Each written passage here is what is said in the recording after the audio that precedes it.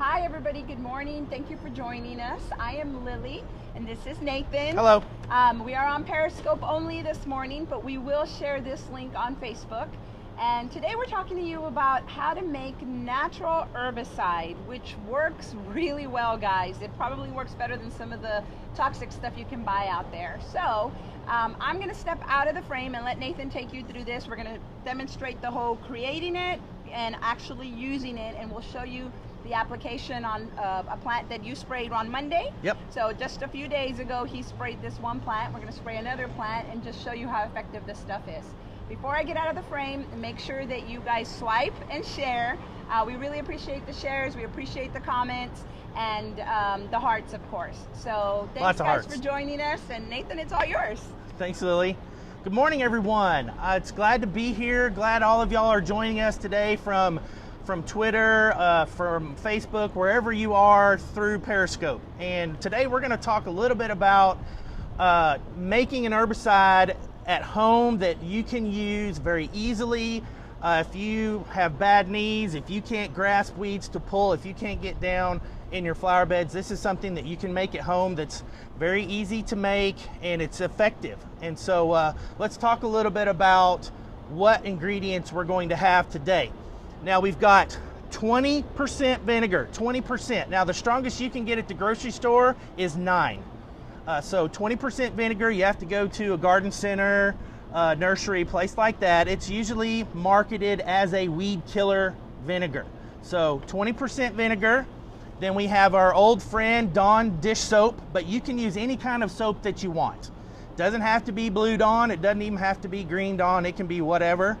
But we need a dish soap. And then we have orange oil. You can use orange oil, you can use an orange oil cleanser as long as it contains D-limonene. That is the active ingredient in orange oil. So those are our 3 main ingredients. The recipe calls for a gallon of vinegar, it calls for a tablespoon of dish soap and 2 tablespoons of orange oil. Now, since we have a 1 gallon container, this can serve as our mixing vessel and your storage at the same time, this vinegar container. And so one of the things I've done, you'll notice I'm wearing nitrile gloves. They're chemical resistant gloves. 20% vinegar will burn. It causes skin and eye irritation. So it's very important to wear protective gloves and safety glasses to protect your eyes from any kind of splatter or anything like that. Now in this initial phase, one of the things you have to do is you got to pour out just a little bit of the vinegar to make room for your orange oil and your soap because it's going to displace a little volume. So I'm just going to pour out maybe 1/4 cup just to make room and put it in my little styrofoam here. I'm going to set it aside. And I'm back. And so we have our material here. And we have a funnel for decanting a little bit later, but since the volumes are so small, I've got my measuring cups here, spoons. I'm just going to go ahead and use them and go straight into the jug. So I've got my 1 tablespoon of dish soap. I'm going to pour that into the jug like this. There it goes. Just like that. And then I've got my orange oil. I'm going to do 2 tablespoons of orange oil. So there's 1 going in, and here's 2 going in. All right. Now the orange oil serves to help with the burn process that the vinegar causes on the leaves, on the plants. It's a penetrant. And the soap is a surfactant. It helps it stick to the plant. It helps break down any waxy layer that may be on the leaves. Similar to our orange oil ant killer mix that we made quite a few weeks ago, the soap helps to break down that wax layer on the insect and help it stick. So it's doing the same thing here. Okay, couple things. Yes. We've had a couple people join that want to know what you're doing. All right. And then we have people wanting to know about whether the potency goes away as it is stored, like how long it can store. Good question. Okay. Well, I'm Nathan Riggs. I'm with the SAWS Conservation Department, and here today we are talking about making a natural herbicide at home to use to spray weeds. We have a lot of our customers who have taken advantage of our spring landscape coupons, which remove grass and replace it with xeric plants. And about this time now down the road, we're getting weeds in some of those areas. And so this is a really easy way to handle those weeds and be able to effect some control. Our recipe is 1 gallon of 20% vinegar, 2 tablespoons of orange oil, and a tablespoon of dish soap. Doesn't have to be Blue Dawn, it can be any dish soap. But this is what I have and that's what I'm using. And so the easiest thing to do is to mix it together in the vinegar jug itself, give it a couple of shakes. And we had a question about its potency. How long will it stay? If you store it in a cool, dry place, the potency should remain for quite a while. The only thing you'll have to do is just shake it before you use it, because the orange oil will separate and float to the top. So you just give it a really good shake and it will be ready to go. And you should be able to use it for quite a while. But the biggest thing is store it in your jug. So the next thing we're gonna do, we have any other questions yet? Okay, so how long does the chemical last once used on the weeds? Okay, this is a spot spray. There is no residual at all. The biggest thing that you want to do with this particular application is make sure you're only spraying the things you want to kill. This burns. This will burn the plants, it will burn the leaves, it will cause cosmetic damage. If it happens to drift onto an adjoining plant, it'll make brown spots on the leaves. So this has no residual. It's just going to kill what it touches. And if it happens to rain within a day or two of your application, you'll need to reapply. You'll need to spray it again just because it could wash off, and especially if it's a weed that's kind of wax leaf, has waxy leaves, it may take a little longer for this material to get through that wax layer. So it will last for just a very short time. You're only going to be killing that one weed. So if you're expecting to spray something and it kills things later, it's not going to happen. It's not going to happen. This does not have a residual effect. Okay, so another question is, does it work on nutsedge? Nutsedge. Yes. It should work on any kind of a green plant. It's just going to depend on how waxy that covering is on those leaves. And it may require a second application 2 or 3 days later, maybe 3 days later. You just got to take a look and see how it's doing. If it's yellowing, browning out within the first day or so, your material is doing its job. One important part of this is, since this material burns the plant, it's designed to burn the plant to kill it. The best time to do this is in the hottest part of the day when the sun is blasting down on this plant. So it's already stressed out from maybe being in the hot sun, and now you're going to blast it with this really strong acidic material that will even help burn it even more and make it more effective. Another question was, how do you control overspray? How do you control overspray? Well, as with any application, whether you're a farmer or a homeowner, it's all about wind and the size of the particles that you're spraying out. So we want to make sure when we pour this into our little handy dandy sprayer that we are using a coarse spray, that we do not want to have mist. We want a nice coarse spray with big droplets that'll get on that plant. If you spray with mist and it's really windy, overspray will occur. Ask any farmer, ask any kind of chemical applicator. You want the least amount of wind and the biggest drops of whatever liquid that you're spraying that you can have. And once you spray the plant, it's dead, correct? Once you spray the plant, the process begins, and you just want to monitor it a day or so later to make sure that it's working.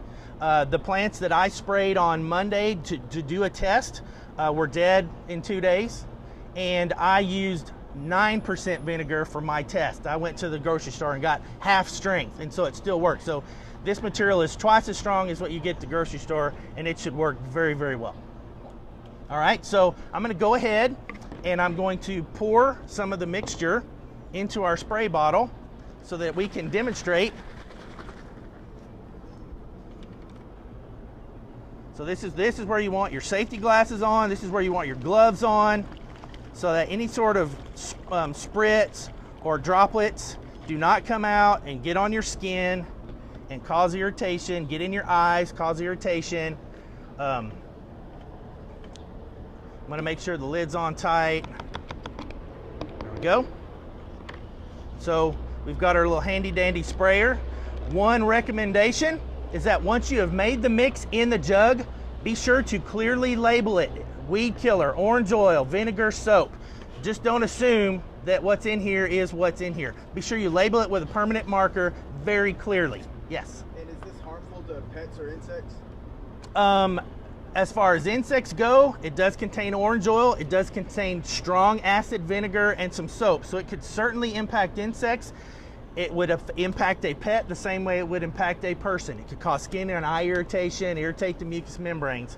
So once you spray it, pets, it'll dry. Pets will leave it alone. It is a strong orange smell. It does have a strong odor, and most animals don't like strong odors. So. And basically just don't get it on them. Yes, correct? make Just sure like they're you not want around them. when you're spraying so that there isn't a chance of splatter or any sort of material getting on them. So will you show us now? All right. Let's go spray something. So now it's time to make our trek, and if you'll notice, I've also labeled my spray bottle with the same vinegar, orange oil, soap, weed killer. Be sure you clearly label so that there's no assumptions, that it's very clear what a person is dealing with or approaching when they're working with this. So let's go look at our plant that we're going to spray today. All right.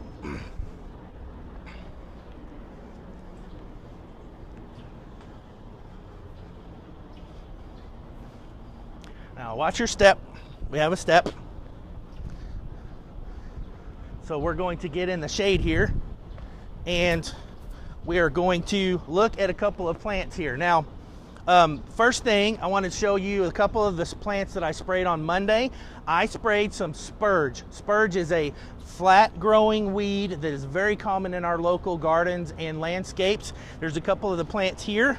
You'll see this little guy that's dead, and then this little guy right here. These were sprayed on Monday with 9% vinegar, and they are done.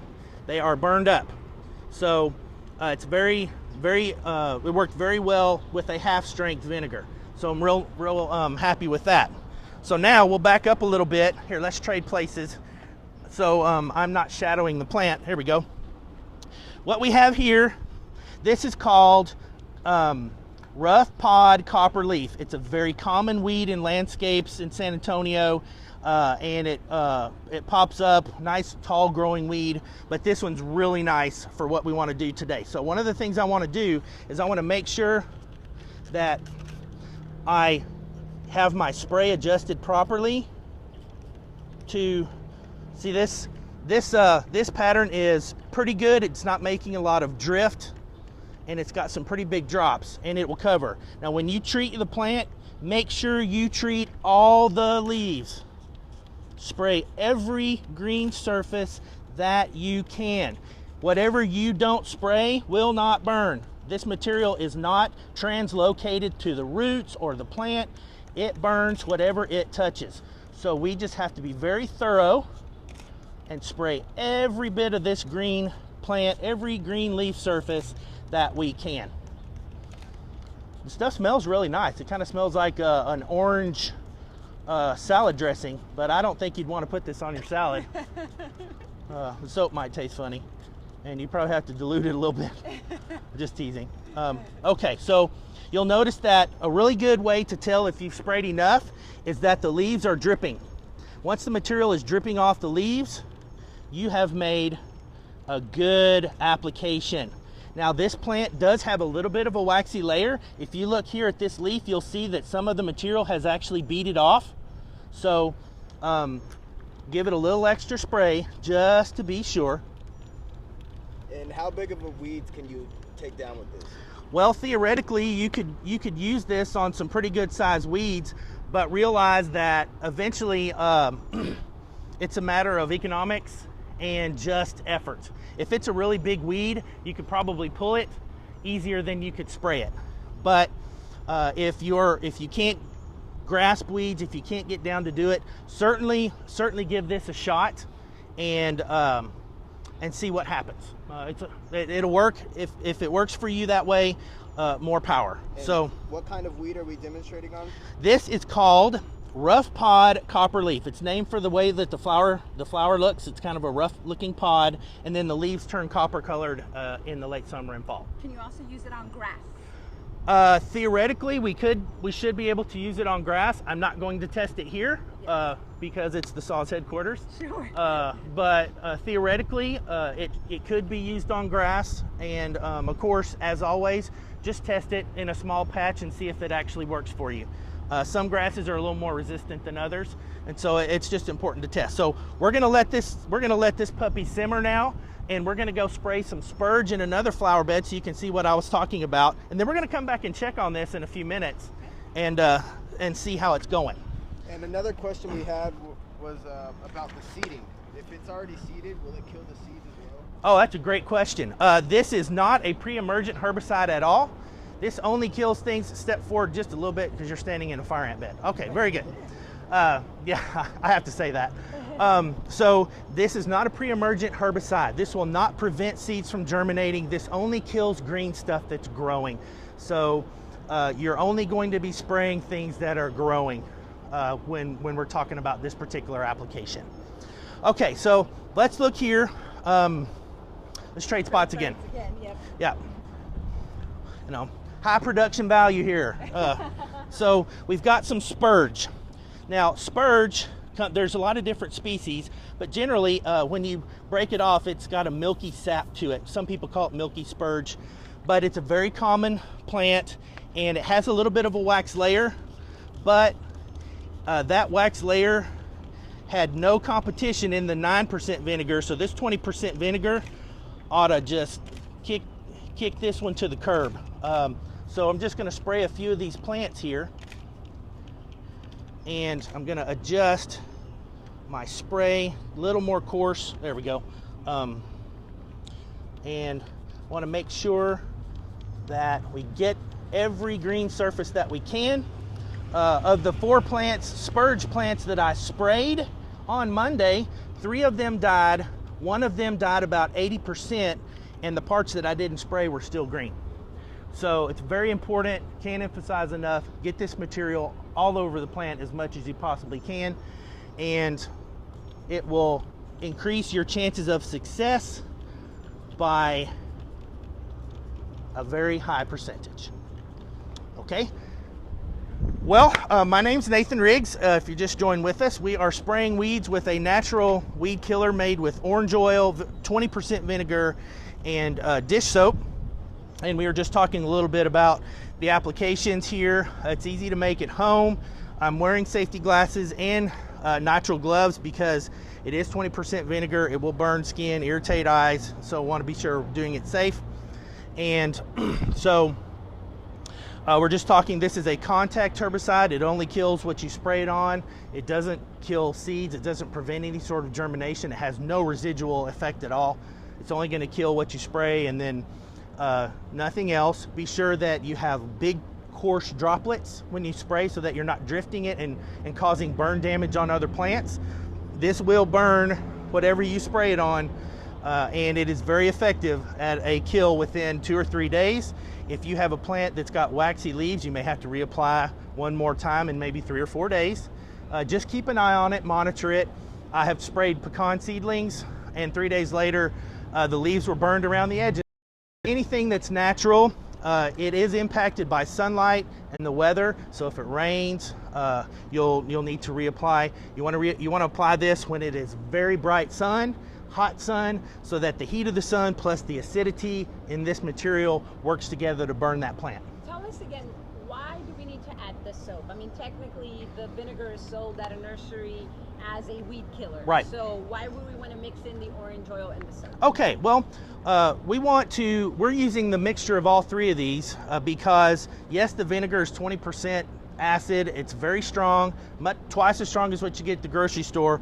The orange oil is a penetrant. It helps that get into the plant cells, and the soap is a surfactant. It helps this material stick, and it helps break that waxy layer on these leaves. And that's what's important, because if you have a plant, when it gets wet, if the water beads up like it does on your car, then nothing's going to get into that leaf. And so you need that soap, and you need that orange oil to penetrate that wax layer, break it up, so that this material will work. It doesn't last a long time, so again, it's whatever you spray it on, that's what it's going to kill. So do it when there's little wind. Use big droplets on your little hand sprayer, and so that you don't damage. Now, one thing I will tell you, when you're finished with your day spraying, if you have any of this left over, put it back into your jug to store, because if you leave it in this, the acid will damage the little plastic draw pipe, and it's not going to work. You'll have to get another sprayer. Now, this is a 97-cent special sprayer, so it didn't exactly put me out. But just to protect your equipment, store it in the original jug, store it in a cool, dry place, and it'll last you a good while. Be sure you shake it real good before you start, because the orange oil will separate in the vinegar, and you'll have better success that way. Price. About how much does doing this cost? Okay, well, the dish soap, again, you can use generic over-the-counter dish soap, so that there's almost no cost there. 20% vinegar is somewhere between $15 and $20 a gallon, depending on where you go. The orange oil varies as well. It can be anywhere from 12 to 20 or a little more per gallon if you buy it online, or if you go to a nursery or a garden store, hardware store, and that mixture can last you a while, because really the vinegar is where most of your cost is, and so that's the thing you got to think about there, is just the vinegar, and the 20% vinegar is not available at the grocery store, Walmart, wherever. You got to go to a nursery where it's being sold as a weed killer. And the orange oil has multiple applications, like you showed us Right. how to kill ants with the orange oil. Orange oil can be used with water and dish soap as a great ant mound killer. Orange oil can be used as a degreaser. It can be used in a lot of different applications. So in our two particular ways that we've shown it here on Periscope, we've killed ants with it very successfully, and that particular method really took on like wildfire. This is another one that is very simple to make at home, and it's something that you can spray. You don't have to worry about residual effects. It's relatively inexpensive, and you can do a lot with it. Cool. We'll get you out of the hot sun. Well, one more. Let's yeah. let's just go take a quick look at our little friend, the rough pod copperleaf, and see how he's feeling after being sprayed, about 10 minutes ago? Well. Our friend is not real happy with us anymore. Look at how the leaves are starting to curl. Look at how they're losing color. It's wilting, it's drooping. This plant is not happy. And that is exactly what our goal was. We wanted to spray this. We want this weed to die in our flower bed and go away. And it is already starting to work. And that's pretty impressive for 10 minutes. A lot of the herbicides you buy over the counter are not going to show results in 10 minutes. So this is great, and I'm just going to give it a couple of little spritzes just for good measure. They always say give something back to the cook, and so that's what we're going to do. I'm just going to spray a couple more times.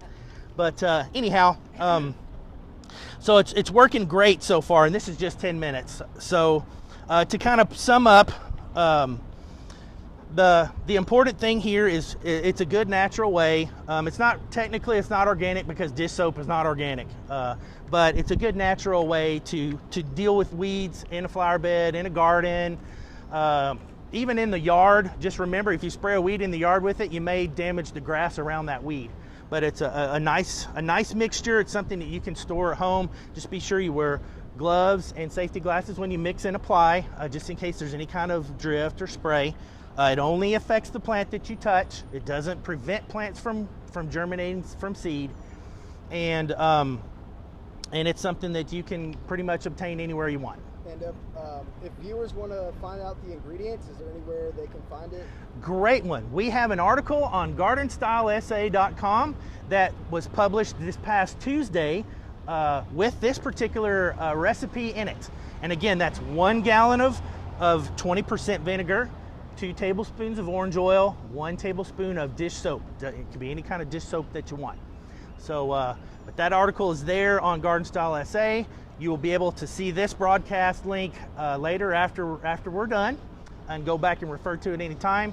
And we will be sharing this on my Facebook group, Ant Man's Hill. We'll be sharing it on the other gardening groups to which I belong, and providing this information to whoever needs it. So just want to thank you all for joining us today. It's been a really interesting demonstration, another easy thing that you can do at home, and we hope that you got something out of today learned a couple of things, and maybe found something that'll work for you. Yep. So make sure you guys join us every Thursday, 10:30 a.m. We will bring you garden scopes and other conservation related periscopes, as well as sometimes some sneak peeks. Like last, Tuesday, we did one on the blue hole. So make sure that you guys join, watch. We really appreciate the Can shares. I give a sneak peek for next week? Oh yeah, Okay. next week. Quick sneak peek for next week. I'm going to be back, and I'm going to be showing you how to build a homemade aphid whitefly fungus gnat trap that you can use in your landscape, especially around milkweeds that get a lot of aphids. And we'll be demonstrating that next week. So Yeah, tune don't miss in it. at 10:30 next Thursday. That's right. Thank you guys. Have a great day. Bye.